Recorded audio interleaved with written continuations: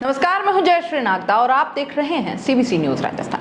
आजकल किसी को भी मौत के घाट उतारना बड़ा आसान लगता है। छोटी छोटी बातों पर मौत के घाट उतार दिया जाता है लोगों को, और सबसे ज्यादा इसमें अगर कोई मरता है तो वो है रिश्ते, और अगर सबसे ज्यादा कोई सही मायनों में भुगतता है तो वो है बच्चे। राजस्थान के कोटा में दिल दहला देने वाला एक मामला सुनकर ही रोंगटे खड़े हो जाए।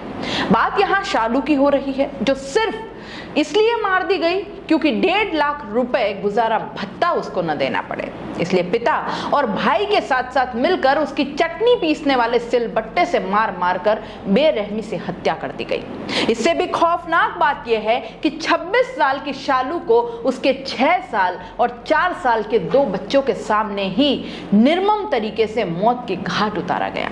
हत्यारे पिता, दादा और चाचा ने मासूम बच्चों को भी अपनी मां जैसा हाल करने की धमकी दी। बच्चे पुलिस के सामने राज कहीं न उगल दें, इसके लिए उन्हें 3 दिन तक भूखा मारा गया ताकि उनमें डर बैठ जाए, और इस वारदात से सहमे बच्चे मां को जिस गड्ढे में दबाया गया उसके पास ही 72 घंटों तक बैठे रहे। अपने नाना के घर रहे बच्चे अब भी उस घटना को याद कर सहम उठते हैं। कोटा की रेलवे कॉलोनी स्थित अंबेडकर नगर में 5 दिन पहले 31 जुलाई को सुबह हुए इस भयानक वारदात के बाद आज भी सन्नाटा पसरा है। पुलिस की निगरानी में घर को ताला लगा है ताकि सबूतों के साथ कहीं कोई छेड़छाड़ न कर दे।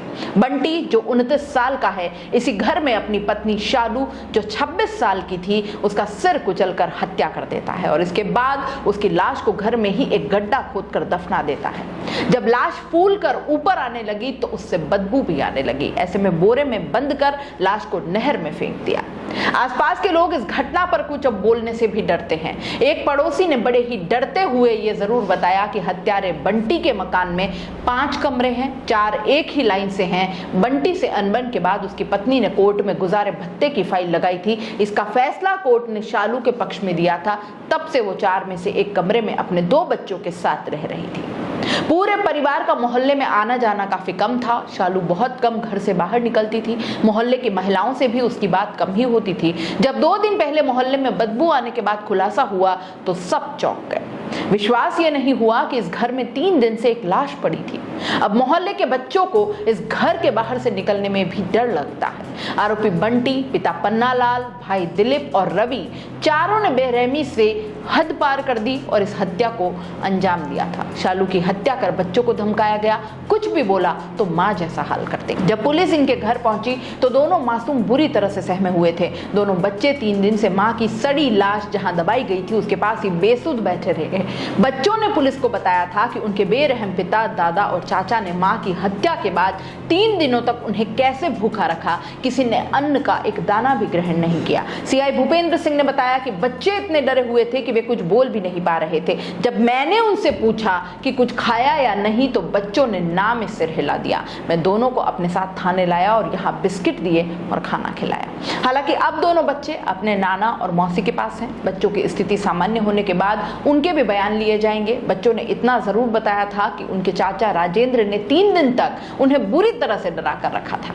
हत्या के बाद बंटी ने शालू के पिता को फोन कर यह कह दिया था कि वह लापता है। ऐसे में बेटी को ढूंढने जब पिता घर गया तो बंटी के पिता पन्नालाल ने मासूम बच्चों को दरवाजे के अंदर से ही दिखा दिया था। ये कहा था कि बच्चों से बात नहीं करनी है। दोनों बच्चे डरे हुए हैं। बड़ी बेटी के अनुसार पापा ने मम्मी को सिलबट्टे के पत्थर से मार दिया और फिर उसकी लाश को घसीटते हुए दूसरे कमरे में ले गए। बच्चियों ने घर पर नाना को बताया कि पापा ने मम्मी को सिलबट्टे से मारा है और इसके बाद मुझे बिस्कुट दिए कि किसी को बताना मत। फिर मम्मी को दूसरे कमरे में ले गए। वापस आकर मुझे धमकाया कि किसी को बताया अगर तो मार दूंगा। दोनों बच्चे अपनी माँ को याद कर रहे हैं। 4 साल का बेटा तो माँ को याद कर रोने लगता है। वो बार बार मम्मी मम्मी बोल शालू को याद करता है। हम बच्ची को कमरे से बाहर आकर उसका मन बहलाने की कोशिश करते हैं लेकिन वो मना कर देती है। शायद डर की वजह से वो बाहर आने तक से कतराती है। इसलिए अभी किसी को भी बच्चों से मिलने नहीं दिया जा रहा। बच्चों को यहाँ लेकर आए हैं ताकि इनके दिमाग पर उस घटना का कोई असर ना हो। बच्चे नाना नानी के घर में महफूज हैं। जिस उम्र में बच्चे खेलते कूदते हैं उस उम्र में इन्होंने अपनी माँ की निर्मम हत्या होते हुए देखी है। बार बार उसी घटना को याद कर वो रोने लग जाते हैं। दरअसल कोटा के रेलवे कॉलोनी थाना इलाके में 31 जुलाई को सुबह 5 बजे जब शालू चाय बना रही थी उस समय चारों आरोपियों ने, जिनमें पति, बंटी, ससुर पन्नालाल और उसके 2 देवरों दिलीप और रवि ने मिलकर पत्थर से सिर कुचलकर उसकी हत्या कर दी।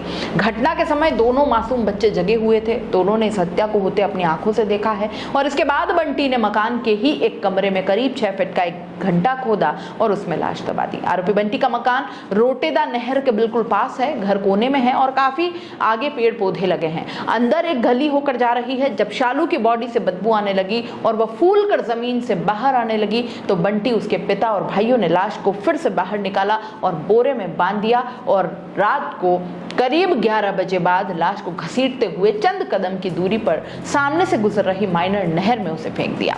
नहर में पानी चल रहा है, ऐसे में इन्हें यह लगा था कि पानी के साथ लाश बह जाएगी और वो पकड़े नहीं जाएंगे, लेकिन लाश बहकर 1.5 किलोमीटर आगे पाइप के पास फंस गई। गुरुवार सुबह जब 10 बजे बदबू आई तो स्थानीय लोगों ने इसकी सूचना दी। बोरे को निकाला तो उसमें से शालू की लाश निकली। नहर में लाश मिलने के बाद पुलिस ने बंटी को बुलाया, क्योंकि 31 जुलाई को शालू के पिता ने बेटी की गुमशुदगी रेलवे थाने में दर्ज करवा दी थी। आरोप लगाया था कि उन्हें बंटी पर शक है और इस पर शिनाख्तगी के लिए बंटी को बुलाया भी गया, लेकिन उसने लाश को देख पहचानने से भी मना कर दिया।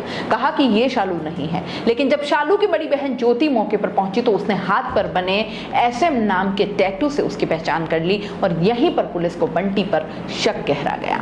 इसके बाद थाने में ले जाकर जब पूछताछ की तो उसने पूरी कहानी उगल दी।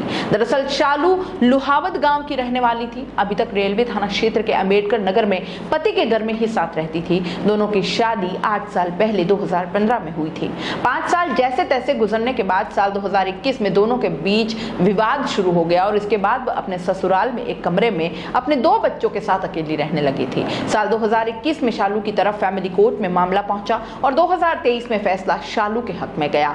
कोर्ट ने शालू के पति बंटी को 1.5 लाख रुपए के हिसाब से 31 जुलाई को गुजारा भत्ता देने के निर्देश दिए और इसे बंटी को कोर्ट में जमा कराना था और यही गुजारा भत्ता शालू की मौत की वजह बन गया। रेलवे कॉलोनी थाने के CI भूपेंद्र सिंह बताते हैं कि चारों आरोपियों से पुलिस पूछताछ में जुटी हुई है। आरोपियों से हत्या के प्रयुक्त किए गए पत्थर समेत अन्य चीजें भी बरामद करनी बाकी हैं। फिलहाल आरोपी पुलिस रिमांड पर है।